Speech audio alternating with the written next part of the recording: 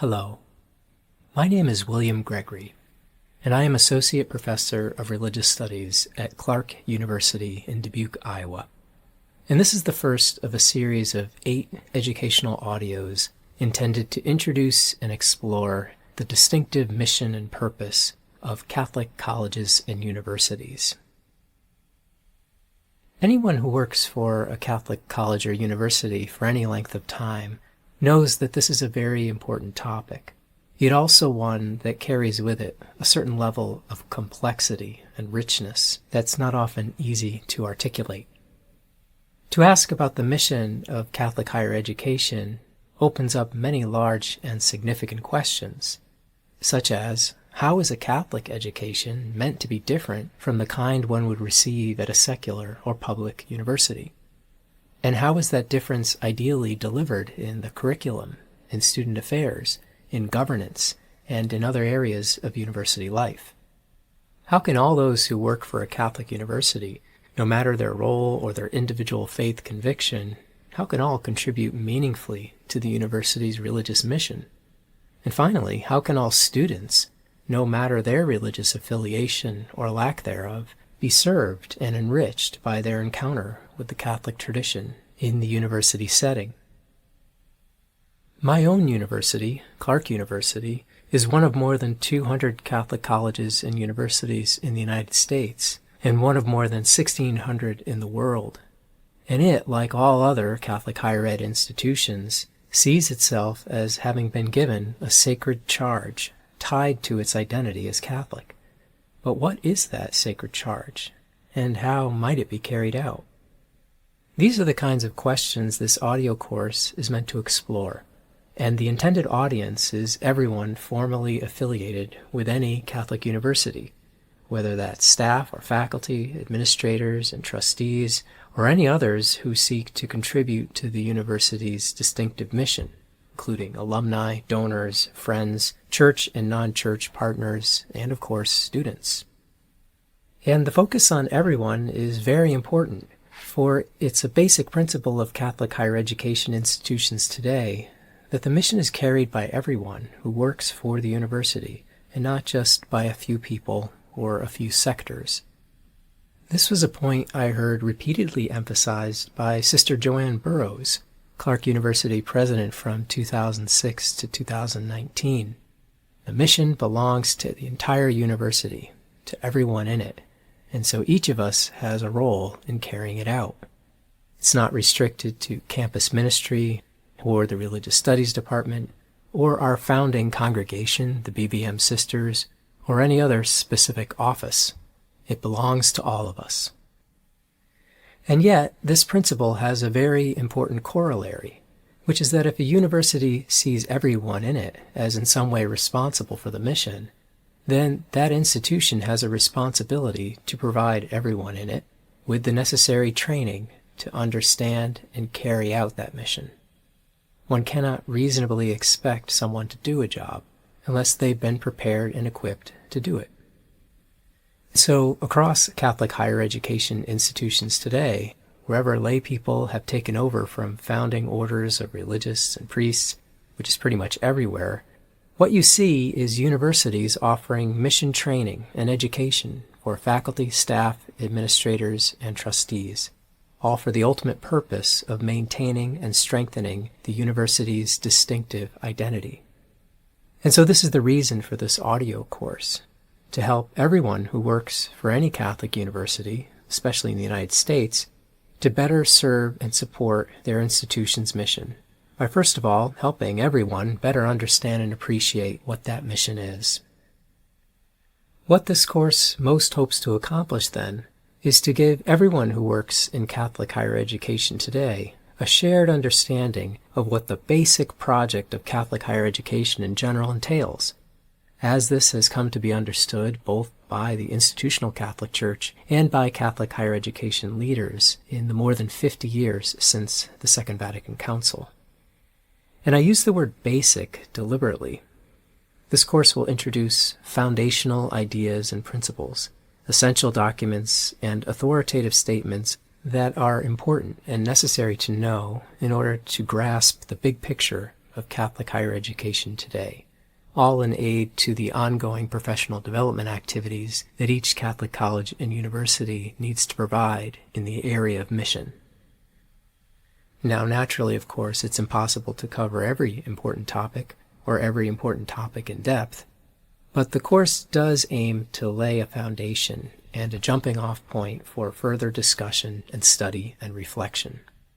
It aims to equip employees and trustees of Catholic colleges and universities with a common vocabulary and awareness of each Catholic institution's key responsibilities as a Catholic institution. Every particular college or university, of course, has its own unique history and traditions, often connected with the particular spiritual focus and manner of being Catholic of their founders. For example, at Clark University, we speak of the spirituality of our founding congregation, the BVM Sisters, and of the core values which they articulated in the years following Vatican II. But in addition to its own unique history and traditions, each individual Catholic university is part of something bigger. It's a small cell in the larger body of the global Catholic Church and of its more than 1,600 higher education institutions worldwide. And as part of the much wider network of global Catholic higher education, Catholic colleges and universities together also share a common mission and identity.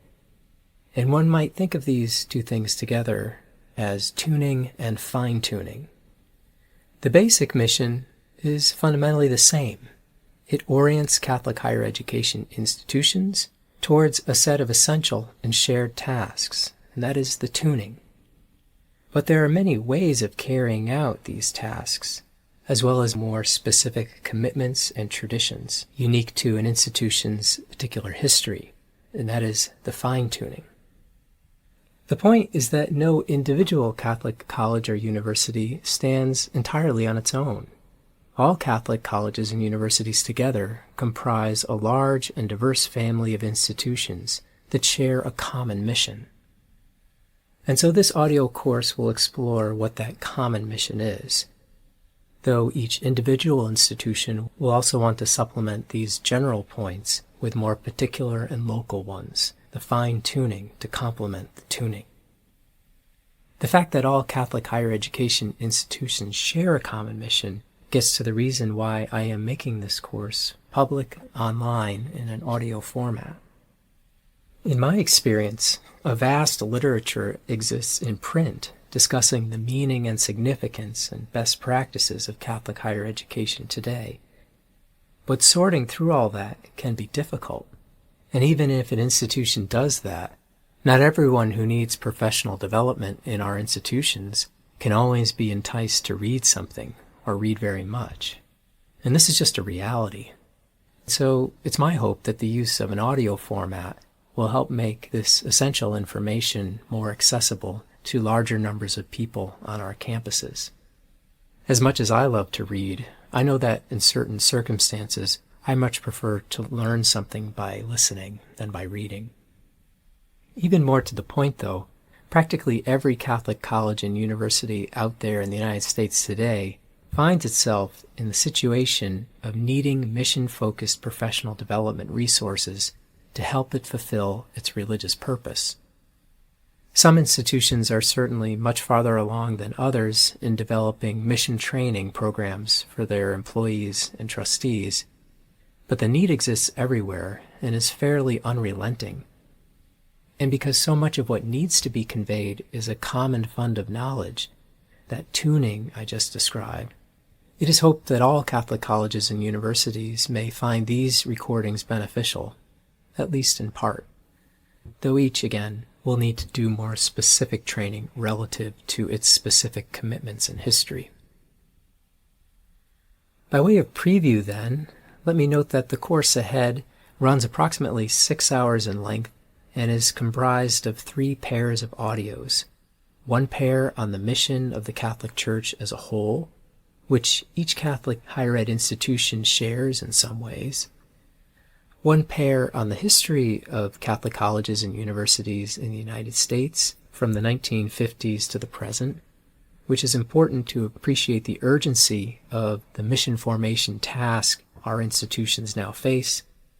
And finally, one pair on the written articulations of the general common mission of Catholic higher ed institutions from the 1960s to the present, which ultimately answers the questions I posed at the start of this audio on what exactly is the mission of Catholic higher ed institutions today.